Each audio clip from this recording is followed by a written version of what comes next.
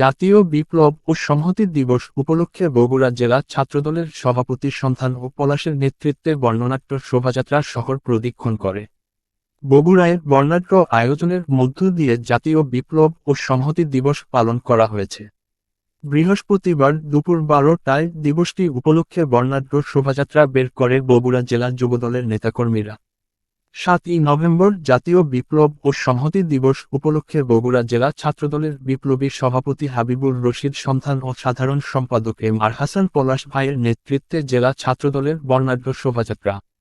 উপস্থিত ছিলেন কেন্দ্রীয় ছাত্রদলের সভাপতি নিজাম উদ্দিন নিজাম, যুগ্ম সাধারণ সম্পাদক মমিনুল ইসলাম জিসান, যুগ্ম সাধারণ সম্পাদক হাসনাইন নাহিয়ান সচিব। এতে বিএনপি, যুবদল, স্বেচ্ছাসেবক দল, ছাত্রদল, মহিলা দল, কৃষক দলসহ বিভিন্ন অঙ্গ ও সহযোগী সংগঠনের হাজারো নেতাকর্মী অংশগ্রহণ করেন।